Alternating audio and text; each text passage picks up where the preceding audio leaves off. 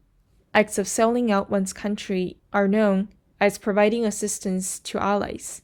Buying off political and business elites is known as the United Front.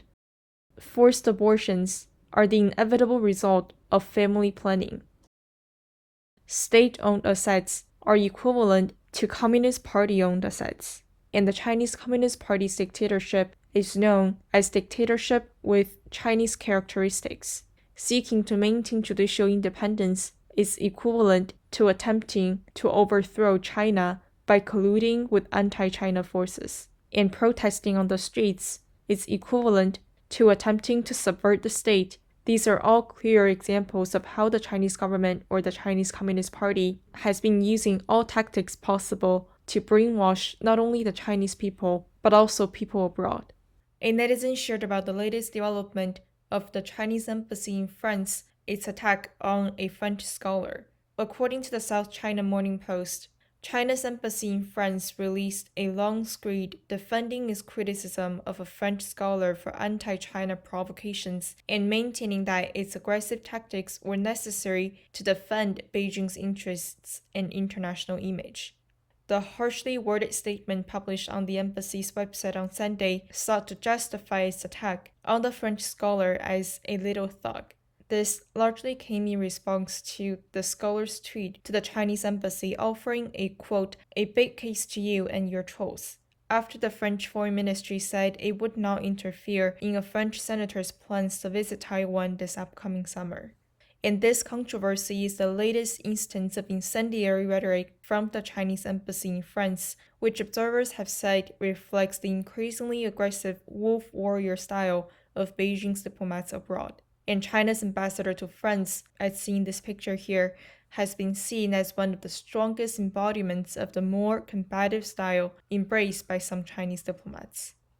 A netizen shared that the Daily Beast reported on March 19th that an Estonian military defense scientist who once held a senior role at NATO was convicted of spying for the Chinese government last week. According to this exclusive article, Chinese military intelligence successfully recruited an Estonian national who was working at a NATO research institution focused on maritime and submarine research. He is renowned in the Estonian scientific community for his research. He was convicted last week and sentenced to prison for 3 years. According to the article, Estonia's intelligence services had warned for many years of the growing threat from the Chinese government, but this conviction was the first of its kind. This researcher was recruited in 2018 by China's Intelligence Bureau of the Joint Staff Department of the Central Military Commission.